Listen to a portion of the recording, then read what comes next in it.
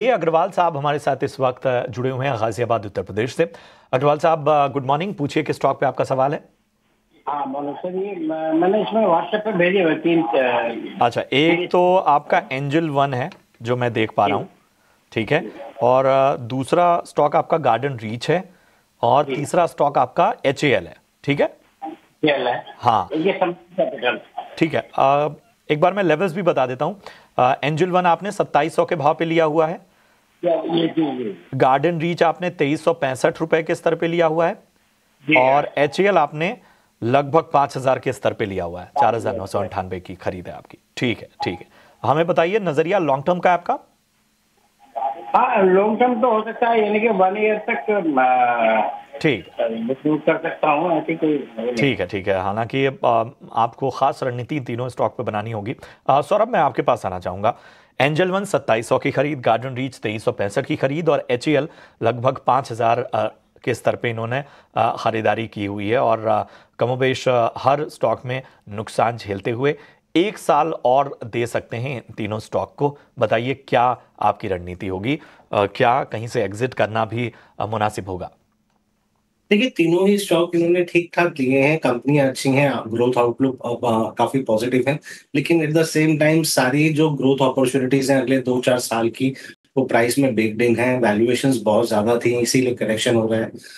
कंपनियां अगर ये लंबे समय के लिए रखना चाहते हैं, 1 साल से ज्यादा का इन्हें व्यू बनाना पड़ेगा। इन्हें मैं समझता हूँ व्यू बनाना पड़ेगा तकरीबन 3 साल के लिए, तब जाके मुझे लगता है कि इन्हें कुछ मुनाफा मिल सकेगा।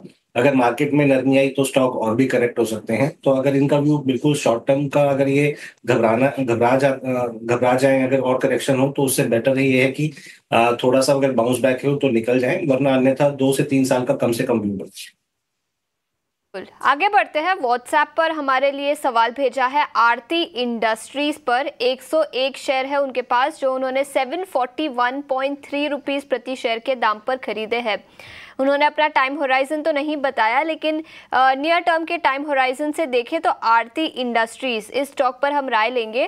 तेजस 741.3 का उनका परचेज प्राइस है। टेक्निकल्स पर देखें तो क्या राय बनेगी।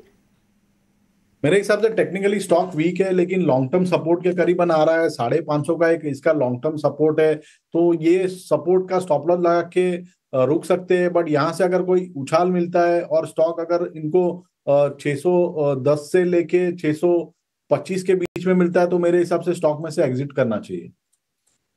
सदेव यादव हमारे साथ अब फोन लाइन पर जुड़ चुके हैं।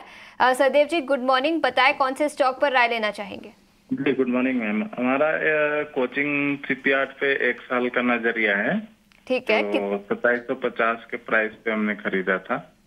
ओके, ठीक है, 1 साल का नजरिया है तो फंडामेंटल व्यू ले लेते हैं। सौरभ, आपसे पूछना चाहूंगी क्या राय बनेगी कोचिन शिपयार्ड पर। देखिए, कंपनी काफी अच्छी है, ऑर्डर बुक बहुत अच्छी है, लेकिन वही बात है, PSU और डिफेंस क्षेत्र में वैल्यूएशंस बहुत ज्यादा है। मैं सलाह दूंगा आपको कि आप जिस तरह से अभी थोड़ा करेक्शन अभी आप देख चुके हैं, काफी सारे स्टॉक्स में आया है 20 से 25% तकरीबन। और बाजार भी मुझे लगता है कि अगर थोड़ा ज्यादा नरम होगा तो यहाँ पर इसमें और भी करेक्शन बढ़ सकता है। तो अपनी बाइंग जो आप करना चाहते हैं उसको 5 हिस्सों में बांट लीजिए और धीरे धीरे करेक्शन पे इकट्ठा कीजिए। ऑलराइट, चलिए यूट्यूब के हमारे एक दर्शक हैं रोमी शर्मा, और कोचिन शिपयार्ड पे इन्होंने खरीदारी कर रखी है। चलिए माफ़ कीजिएगा, ये वही सवाल है जिस पर हम अभी बात कर रहे थे। ओके, मीना अरोरा का सवाल बहुत इंटरेस्टिंग है। इन्होंने जो है 5 लाख रुपए लगाने हैं शेयर बाज़ार में, और ऐसे में ये स्टॉक्स जानना चाहती हैं जहां पर चरणबद्ध तरीके से जो है ये इन्वेस्टमेंट कर पाएँ। तेजस, आपसे एक रणनीति चाहेंगे। 5 लाख रुपए इन्हें इन्वेस्ट करने हैं। इन्होंने अपना व्यू हमें हालांकि नहीं दे रखा है कि कितने समय के लिए इन्वेस्ट करना चाहती हैं।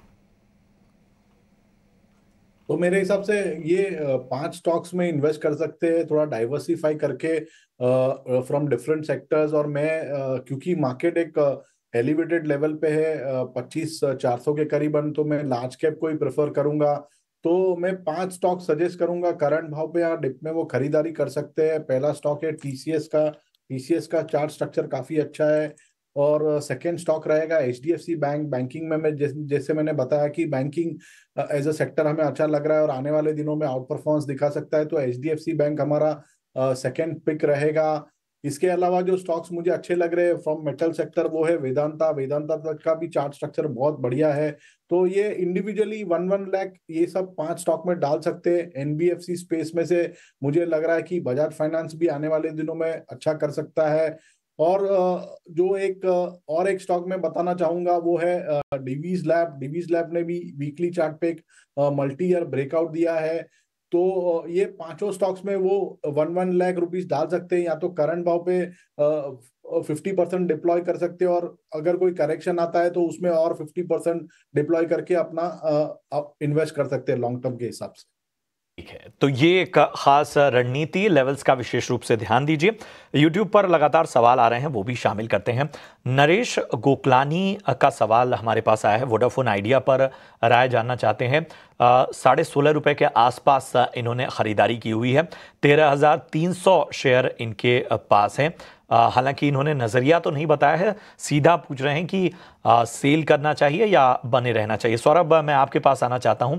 16.5 रुपए की खरीदारी है इनकी, और पिछले हफ्ते जो ब्रोकरेज की रिपोर्ट थी उसकी वजह से हमने देखा कि एक अच्छा खासा दबाव जो है वोडा आइडिया पे नजर आया। इनको बताइए क्या करना चाहिए, 13,300 शेयर इनके पास है। देखिए, कई महीनों से हम लगातार देख रहे हैं कि कंपनी अपने सब्सक्राइबर बेस खो रही है। इंडस्ट्री के अंदर सबसे लोअर एवरेज आरपू इस कंपनी के हैं। अभी 20% तारीफ बढ़ने के बाद हो सकता है थोड़ा सा ब्रीदिंग स्पेस कंपनी को मिले, लेकिन मैं समझता हूँ अभी दिल्ली दूर है कंपनी के लिए।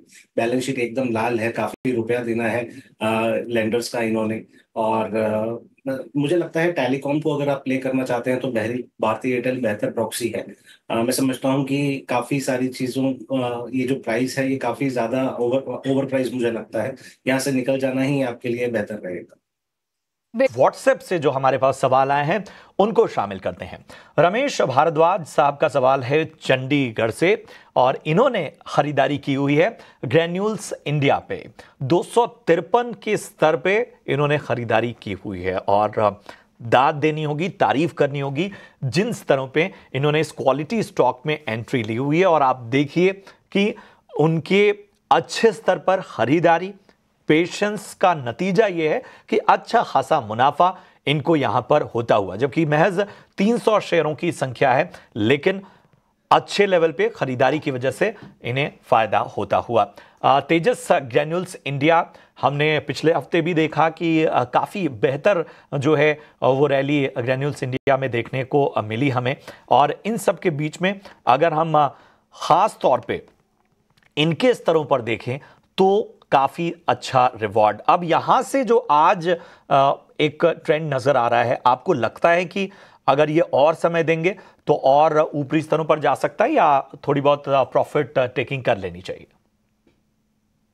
सबसे स्टॉक में 50% प्रॉफिट बुक कर लेना चाहिए, क्योंकि स्टॉक में हमने एक थोड़ी गिरावट देखी थी थर्सडे के सेशन में, और रिमेनिंग जो पोजीशन है उसमें एक ट्रेलिंग स्टॉप लॉस लगा सकते हैं। 495 का एक ट्रेलिंग स्टॉप लॉस रहेगा, और यहाँ से अगर कोई पुल बैक रैली आती है तो मुझे लग रहा है स्टॉक जो है करीबन 615 से लेके 620 के करीबन रेज करेगा, तो वो उनका लक्ष्य रहना चाहिए रिमेनिंग 50% पोजीशन के लिए। तो 50% करंट भाव पे बुक कर सकते हो, और रिमेनिंग जो पोजीशन है 50% वो 495 के ट्रेलिंग स्टॉप लॉस से होल्ड कर सकते हैं। लक्ष्य रहेगा 615 से लेके 620 तक का।